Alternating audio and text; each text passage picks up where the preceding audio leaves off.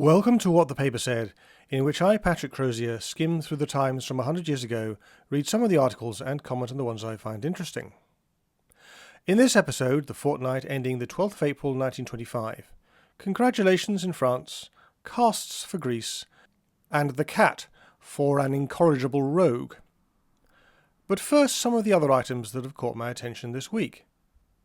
The French government has fallen. When doesn't it, at this time in history, I hear you ask? Not often is the answer. Anyway, the proximate cause this time is that the government wanted to increase the number of notes in circulation. France has terrible financial problems. When doesn't it, I hear you ask? Anyway, Parliament disagreed and the government fell. Talking of which, I learnt this week that in Britain there are £400 million worth of notes in circulation and £150 million worth of gold in the Bank of England's vaults to back them. To the best of my knowledge, the ratio ought to be 1 to 1, although I suspect that it typically wasn't even before the First World War. Whatever the case might be, it means that maintaining a gold standard in which a £5 note can be swapped for £5 worth of gold is going to be extremely difficult. The Times City editor thinks the answer is to forbid the exchange of small quantities of gold. That is what is known as cheating. In the first round of the German presidential election, a Mr. Jares, a nationalist, topped the poll but failed to win an absolute majority. General Ludendorff, the National Socialist candidate, did very badly, so badly that the speculation was that this meant that Field Marshal Hindenburg would not be standing lest the same fate befall him. However, this week Field Marshal Hindenburg has been nominated. He initially declined, at least that was the story in the Times. The Times thinks that the election is essentially a battle between monarchy and republic. This may sound ridiculous to us, but clearly not to them. And not so ridiculous to the French either. There was a riot involving students at the Sorbonne in Paris.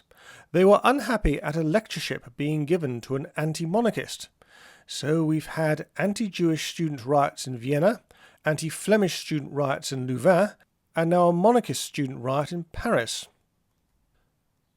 There's been a flood in a mine near Newcastle. 50 men and boys have been killed.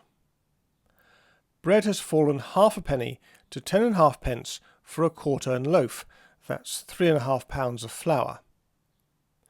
In the 22nd of April 1923 episode, I briefly mentioned the Soviet persecution of Patriarch Tikhon.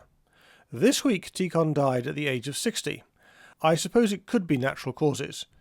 It could also be a consequence of the persecution. The boat race ended prematurely when the Oxford boat was swamped. Presumably that means there were 9 fewer students to disrupt London's nightlife. In the 22nd of February episode, I mentioned the correspondence on grand juries and confidently stated that they would be abolished in 1933. Well, this week a barrister told a grand jury that they would be the very last he addressed. Apparently there is a bill going through Parliament. I have mentioned many times on this channel that in the 1920s there is a housing crisis. This week the Times dedicated an entire supplement to the issue. In the last episode I mentioned that the poor board elections were taking place. They have now taken place, with the Labour Party making gains on some very small turnouts. In the 22nd of March episode, I mentioned that a workers' collective had been established to run the Vauxhall Colliery in South Wales. According to the Times, it is doing pretty well. A locomotive exchange is taking place between the Great Western and the London and North East Railways, the idea being to see how one's locomotive performs on the other's railway. One would have thought not well, given that locomotives will have been designed with a particular railway in mind. Frankly, I'm impressed this is happening at all, given that the locomotives will require their own staff, own maintenance procedures, and companies are running the risk that the trains hauled by them will interfere with their usual services. In other railway news, Southern Railway has electrified the lines to Sutton and Coulsdon North in South London. This week I learnt that there is a tax on cheques. Apparently it was introduced, as were so many, as a wartime measure. I saw this in Thursday's edition. Joseph Jennings, a labourer of Pontypool, was sentenced yesterday at Monmouth Quarter Sessions to 3 months' imprisonment and 6 strokes with a cat, as an incorrigible rogue. His family, whom he deserted, cost the Guardians £460. That's about 100,000 in today's money. At the time, another class of people who would have been regarded as incorrigible were French motorists, but maybe not.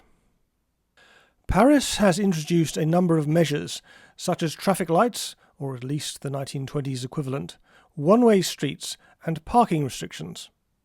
Travellers to the French capital have noticed an improvement.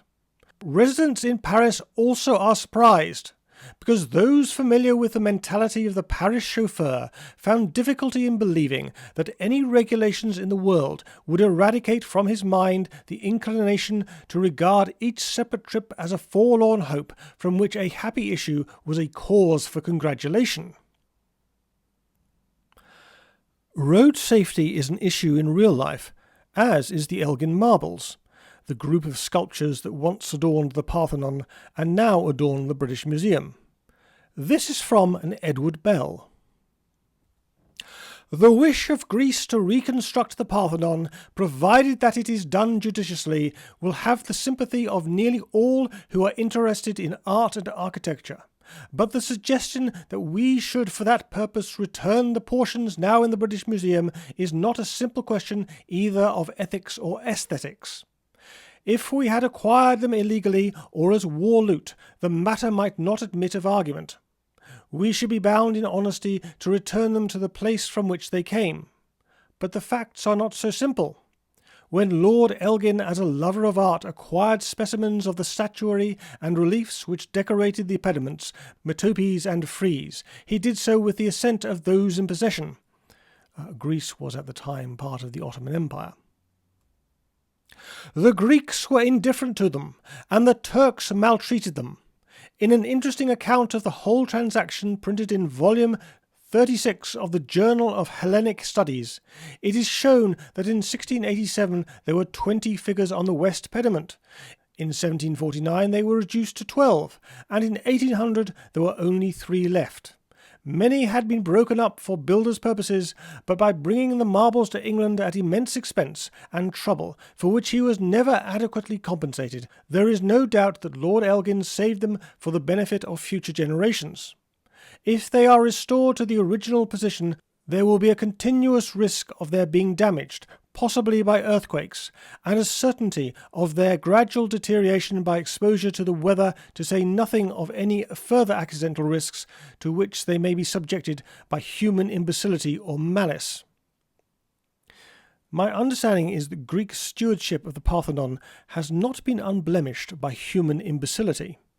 Mind you, most of the damage to the Parthenon occurred when the Ottomans used it as an ammunition dump, thinking the Venetians would never bombard it. The Venetians had other ideas. Mr. Pollock's suggestion, no idea, of keeping plaster casts suggests a compromise. It would surely be possible to make exact copies in some durable material, and it would be a friendly act on our part to have accurate casts made of all the sculpture which we have saved and have them placed in their proper position. This will go far to reproduce the architectural effect of the original work, and though it would not fully satisfy sentiment, it would ensure a lasting benefit to art. For what it's worth, I take the view that this is a matter of property. If the Greek government or anyone else wants the sculptures, they should make an offer to the British Museum. Anyway, that's all for this week. I aim to have something up next week, but I promise nothing.